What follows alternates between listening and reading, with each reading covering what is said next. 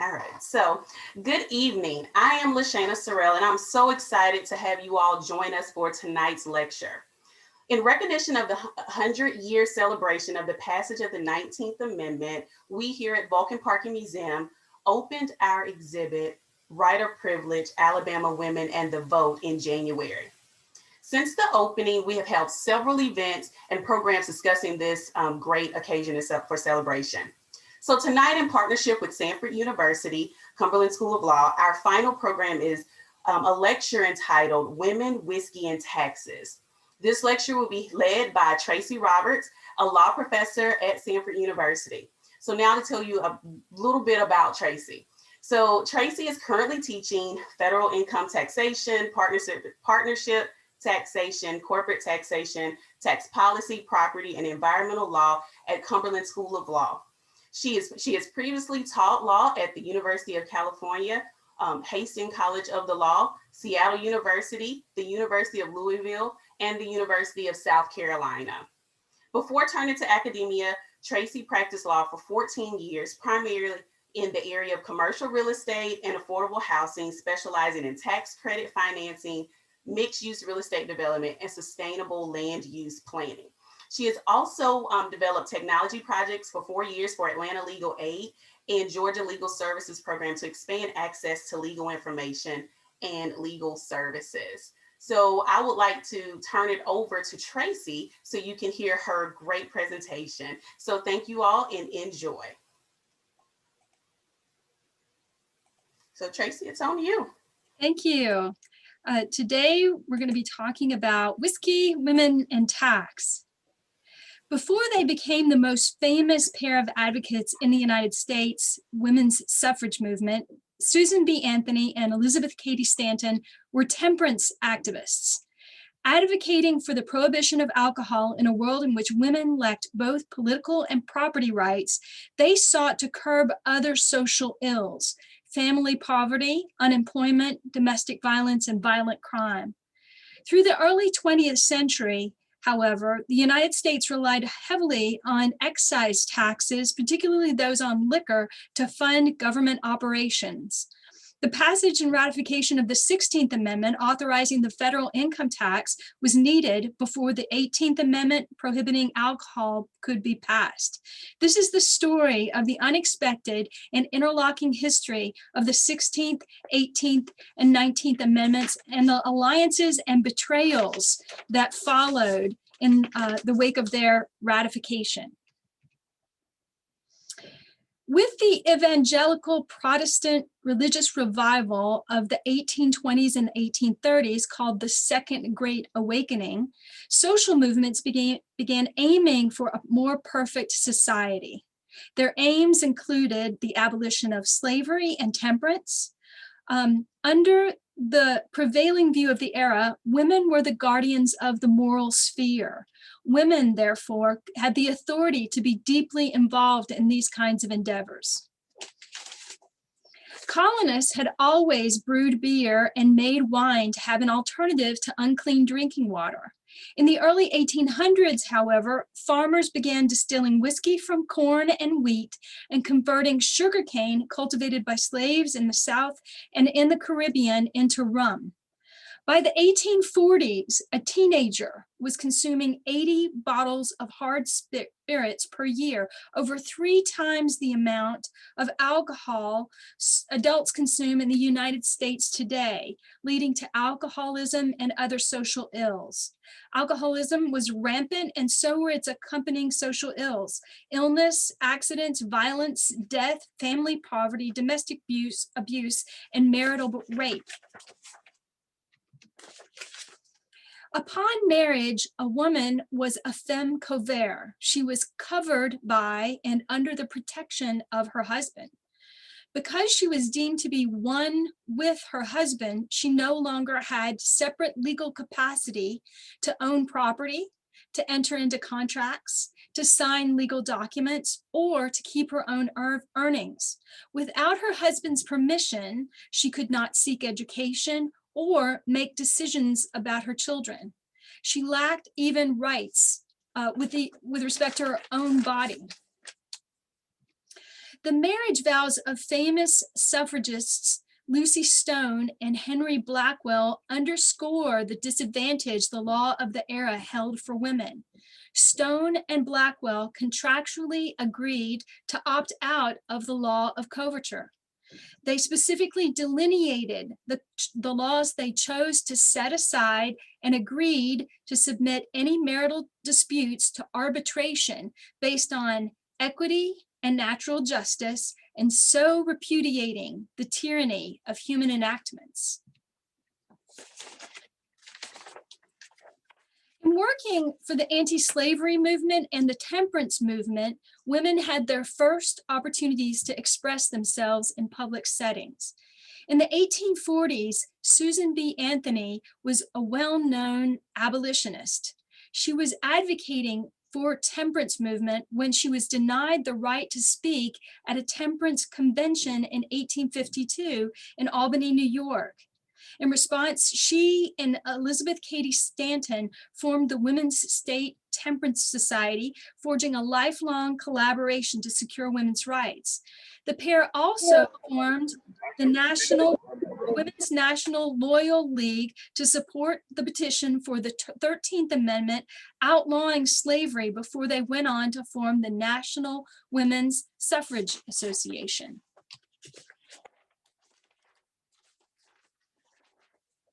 Elizabeth Cady Stanton and Lucretia Mott had first met in London in 1840, attending a meeting of the World Anti-Slavery Society. They too had been denied the opportunity to be seated as delegates and to speak from the floor, and they resolved to do something about it. In 1848, Lucretia Mott, a Quaker, had just returned from a visit to the Seneca community, part of the Iroquois nation, with whom the Quakers had been doing support work. The gender equality practiced by the Iroquois was an inspiration. Shortly thereafter, she connected with Stanton, and they quickly organized the Women's Rights Convention in Seneca Falls. For the Seneca Falls Convention, Stanton modeled her Declaration of Sentiments after the Declaration of Independence. We hold these truths to be self-evident that all men and women are created equal, that they are endowed by their Creator with certain inalienable rights, that among these are life, liberty, and the pursuit of happiness. At the 1848 Seneca Falls Women's Rights Convention, they also considered a series of resolutions.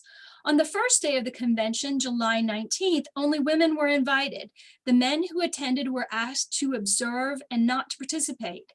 The women decided to accept the votes of men for both the declaration and the resolutions.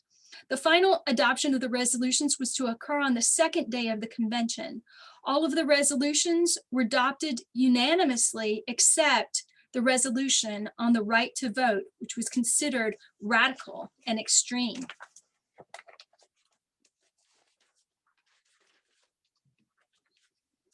That second day, women's suffrage gained support from an unexpected avenue. Frederick Douglass was one of the few men present and the only Black man among them. He had himself escaped slavery, educated himself, and earned great renown through public speaking engagements against slavery. Ultimately, he used those earnings to pay for his own freedom. He spoke on the second day of the convention in support of women's suffrage. His speech is often credited with swinging the final vote to endorse that resolution along with all the others. Initially, women's rights advocates used suffrage as a radical demand to function as a foil for their other aims. Married Women's Property Acts, which allowed women to own their own property, keep their own earnings, and enter into contracts, provided a contrast with granting the women the right to vote, because these demands appeared to be reasonable and moderate by contrast. Legislators acquiesced in passing the Married Women's Property Acts as a way to steer women away from their more radical goals. While the Civil War settled the legal issue of slavery, it posed setbacks for both the temperance movements and the women's suffrage movement. The maimed and the mourners sought refuge in drink. In addition, the federal government had expanded excise taxes on alcohol to defray war expenses. It was also during this era that the United States first imposed an income tax. While the income tax was quickly repealed following the repayment of the war debts, the excise tax on alcohol remained. Women also turned their attention to their farms and their families in the absence of husbands and spouses and brothers. A few of those without these kinds of obligations served as Civil War nurses. Anthony and Stanton also set aside their efforts to advocate for suffrage during this period to support the Civil War, to support the Union. Following the Civil War, Stanton and Anthony renewed their demand for the right to vote. Stanton and Anthony had high hopes that with the 15th Amendment, they would achieve universal suffrage. They were rebuffed. The proposed 14th Amendment, which guaranteed equal protection of the laws to all citizens, regardless of race, color, creed, or previous condition of servitude, added the word male to the Constitution for the first time. The proposed 15th Amendment extended the franchise to African-American men, but not to women. They were told that this is the Negro's hour. While Frederick Douglass had joined Elizabeth Cady Stanton and Susan B. Anthony in 1866 in starting the American Equal Rights Association, which demanded universal suffrage, he parted ways when the 15th Amendment secured the right to vote for Black men. In the post-Civil War climate, he argued Black citizens had little political leverage, and he believed universal suffrage and an amendment to achieve it that included women would not have the support needed to pass. Stanton and Anthony were firmly opposed to any amendment that did not also include women. The women's suffrage movement was cleaved in two by this issue, with one branch headed by Lucy Stone in favor of the 15th Amendment, and the other headed by Stanton and Anthony in opposition to it.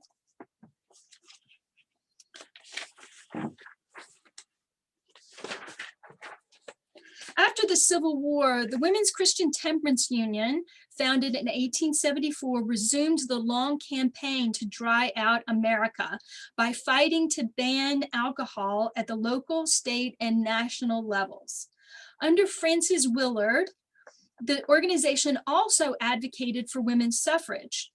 Until Willard's death in 1898, the Women's Christian Temperance Union was the main organization pushing anti-liquor legislation.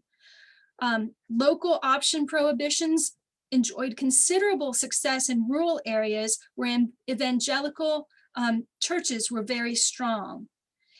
In 1893, the Anti-Saloon League joined the fight. Led by Wayne Wheeler, the Anti-Saloon League mobilized voters for prohibition. They elected legislators and members of Congress loyal to their agenda. The group pushed local option where it could not win statewide prohibition. And once liquor dealers were eliminated from large areas of the statewide ban was easier to enact. By 1899, after 50 years of suffrage activism, Susan B. Anthony sought to forge stronger bonds between women's suffrage and the drive for prohibition.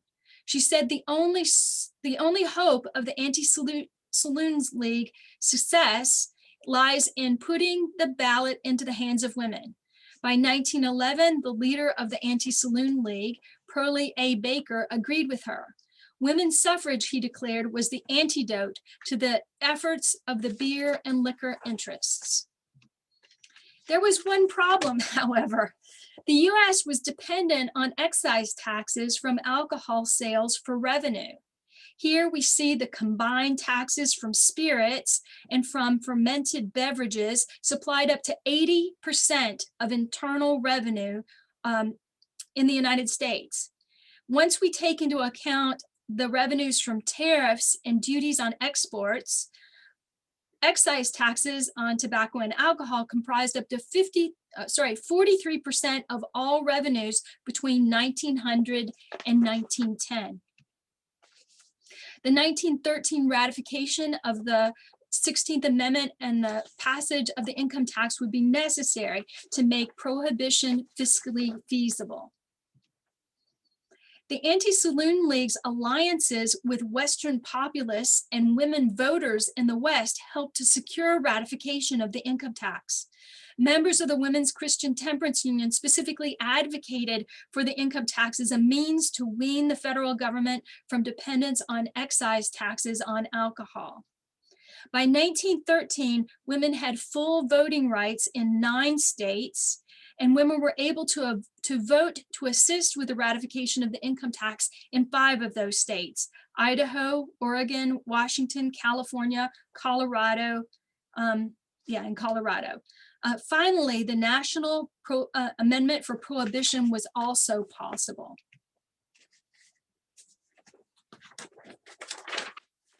In Western states where women first gained the right to vote, the prohibition movement grew as soon as the women could actually vote. In these states, the Anti-Saloon League tried to keep the liquor issue quiet until women's suffrage passed. In other states, suffragists were told to hold off until prohibition was won. In reality, women voted about the same way as men had, though women who were supporting prohibition were energized when they had the ballot. In 1917, there were 19 dry states. In 5 Western states, women's suffrage preceded prohibition, but prohibition came first in the other 14 states. Susan B. Anthony appointed Carrie Chapman Catt as her successor as the leader of the National American Woman Suffrage Association. Over 900 suffrage campaigns have been conducted by 3 generations of women when Catt led the movement to seek state-by-state referenda on women's suffrage. Unfortunately, there were many impediments to moving forward with women's suffrage on a state-by-state basis. Some state amendments required 2 legislative sessions over the course of 2 years, in which time the anti-suffrage funders, such as the Brewers Association, would loose the taps on funding to prevent state constitutional amendments from passing. Alice Paul formed the National Women's Party to lobby for a federal suffrage amendment. A resolution calling for prohibition amendments was introduced in almost every Congress since 1876. None had ever emerged from committee, and no version of female suffrage amendments had gotten as far as floor debate in 2 decades. But in the congressional session of 1914, both were reported out of committee on the same day. This was not a coincidence. The 2 movements were working together. While their efforts failed initially, they persisted. As the United States became involved in World War I, the National Association for Women's Suffrage, led by Carrie Chapman Catt, and the National Women's Party, led by Alice Paul, parted ways. Catt's organization continued their state-by-state lobbying efforts, and Catt threw her support behind President Wilson and the war effort, setting aside her prior commitments to pacifism. She hoped that he and Congress would recognize how important women were to the war effort, through their entry into the labor markets and in their service as nurses and aides at home and on the front. Alice Paul, a Quaker, also set aside her pacifist concerns to focus single-mindedly on women's suffrage. Alice Paul's National Women's Party organized daily picket lines in front of the White House. almost 2,000 women from 30 states took a protest shift as one of the Silent Sentinels. While taxation without representation has also been often been a rallying cry for various social movements, the women seeking universal suffrage found the argument problematic initially. First, it seemed to suggest that the vote should be extended only to those who pay taxes. And since there was no income tax until 1913, few women paid tax unless they owned property.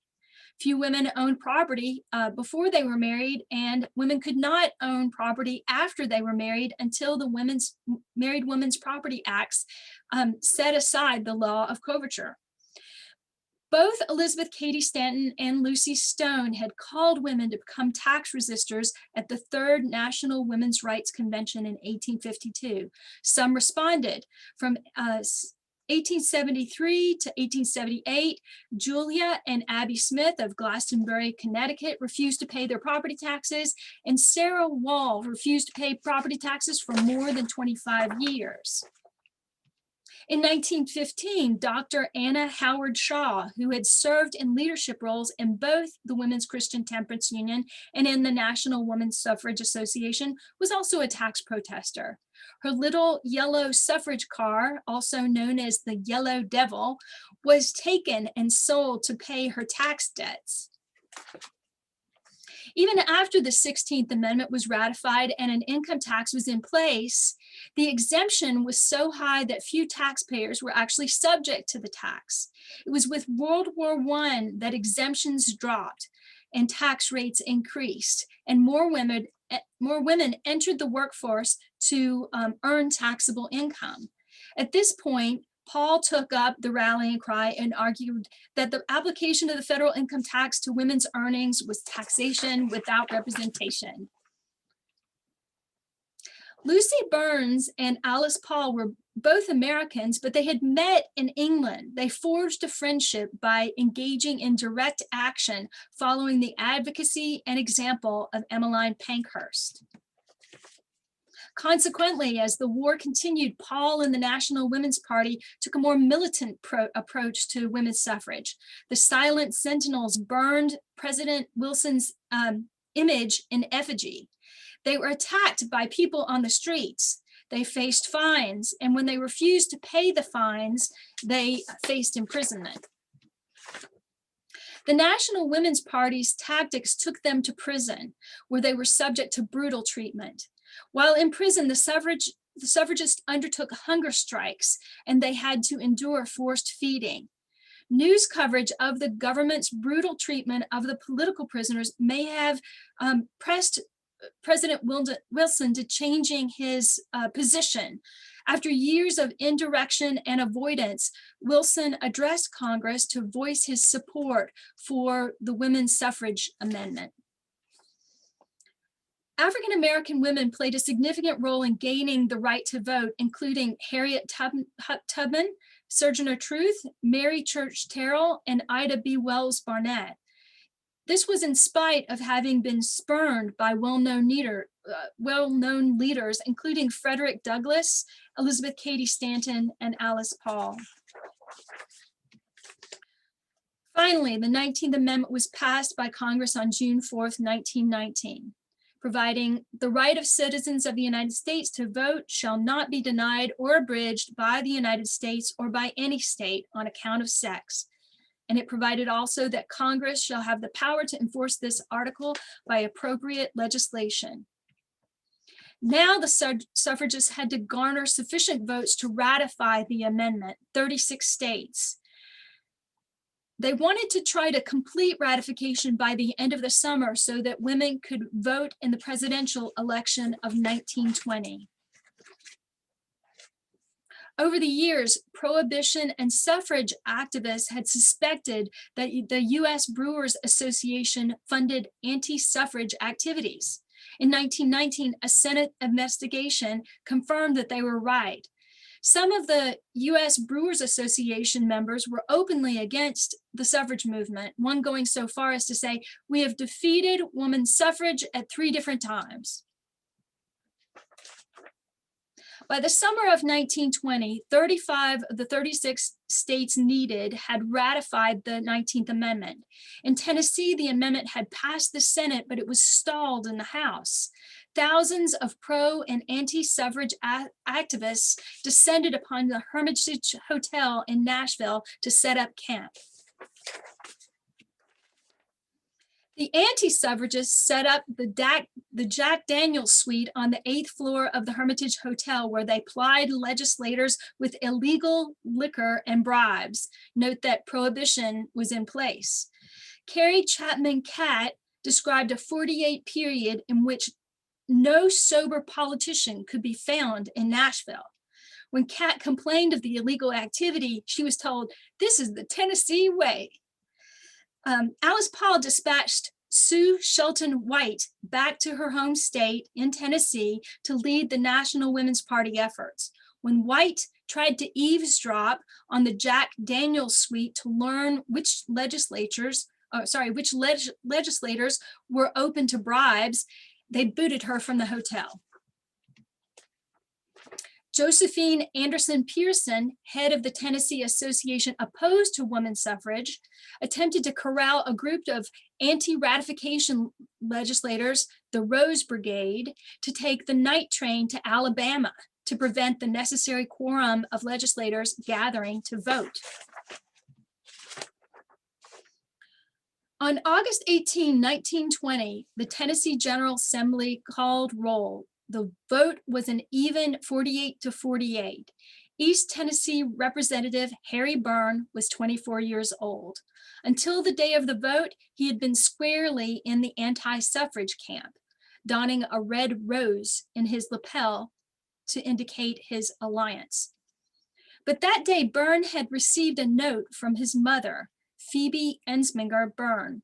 She wrote, "Hurrah and vote for suffrage. Don't keep them in doubt.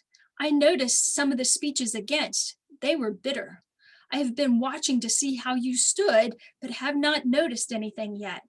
She implored her son to be a good boy and help Mrs. Catt put the rat in ratification.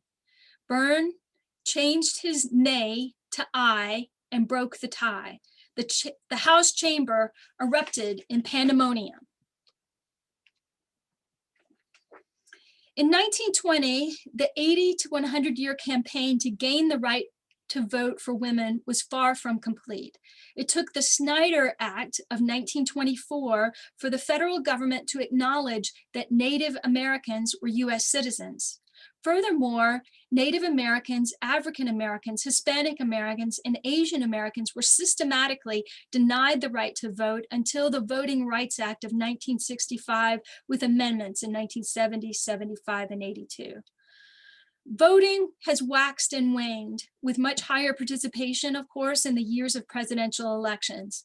Finally, as the recent election has shown, with improved access through mail-in ballots, voting turnout is higher. This graph shows voter turnout as a percentage of eligible voters. This year, in 2020, the estimated turnout is estimated to be 66.5%. In recent years, more and more women have turned out to vote than men. Here, we can see that women are voting in the 2016 election at a 4% higher rate than for men. Now that's something to celebrate. Thank you. Great, thank you so much, Tracey. Are there any questions? If you have any questions, please feel free to use the chat function so that we can discuss that. Thank you very much for that, the lecture. I mean, I think it's a lot of things that I was able to find out that I just never knew about our history. So thank you very much. I would also like to take time to thank everyone who was able to join us this evening. Oh, I do have one question that just came through. What about the teenage drinking? So someone asked for a few more details about teenagers and drinking. Well, teenagers were working in the fields. Basically, when you brewing your own beer, having some cider, all of those kinds of beverages, the distilling process and the fermentation process, that ensures that what you're drinking is clean. It doesn't have bacteria in it. And so there were certain times of the day that, the first thing before you go out to the fields to work in an agricultural setting, you would have some cider, you would have beer, and at noon you would have beer, and the evening you would have beer. When you came in from the fields, you would have a beer. And so all of this was simply the way they avoided drinking unclean water. The shift, the problem came when we began distilling alcohol and drinking in the same amounts that we were drinking much less alcoholic beverages. And so as a result of that, people would become addicted to alcohol at a very young age, and it would have all of these social ramifications throughout their lives. Great. Any additional questions? Okay. Well, before we all get off the Zoom call, I would like to remind you all that we have our exhibit that gives the history and talks about Alabama women and the vote. Our exhibit is entitled Writer Privilege, Alabama Women and the Vote. So please come and check it out. The museum is open 7 days a week from 10 a.m. to 6 p.m. If you have not seen this exhibit, you definitely don't want to miss it. We will be here. The exhibit will be up until January the 3rd. So make sure you come by. Also, check out our gift shop, the AMBO. We have cool shirts like the one that I'm wearing now, Nevertheless She Votes, and also some other women's suffrage related items. And so please come out and support us. And we appreciate everyone. Because of you, we're able to continue to do educational programs like this. You will receive an email tomorrow that will just ask for your survey, just to ask your opinion and thoughts and how we can continue to improve on our programs in the future. So thank you all, and you all have a great night. Thank you. Thank you.